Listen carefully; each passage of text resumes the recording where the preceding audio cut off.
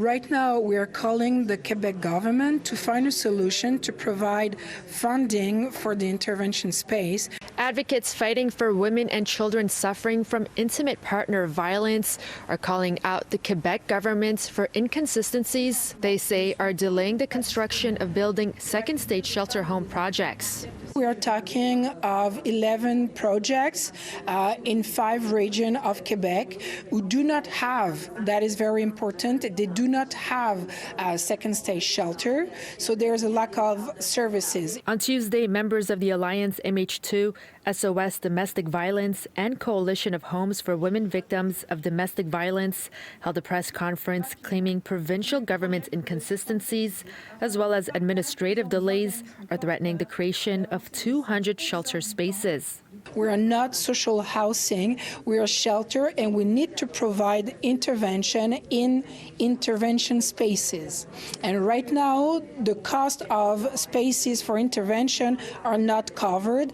Second-stage shelters are non-emergency transition homes for women and children who have left situations of violence.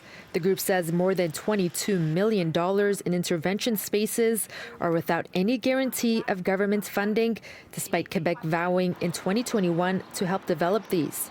The group is also calling on the government to make necessary adjustments and adaptations to existing funding programs to unblock projects at risk. So right now, we are in conversation with the Société d'Habitation du Québec and the Ministry of Health and Social Services, but right now, they have no clue of where they can find money and where they can find a solution. City News reached out to the office of Quebec's housing minister, and in a statement they say the Société d'Habitation du Québec also meets with the Alliance MH2 every 2 weeks to address issues related to ongoing development projects.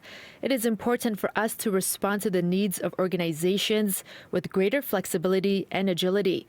We are on the right track to achieve this, and we will continue our good collaboration with the Alliance MH2. Since October 2018, 746 units for women victims of violence have been completed or are under construction. All those costs that the shelters are managing, it's not their responsibility, it's the responsibility of the government. In Montreal, Swidda Rassy, City News.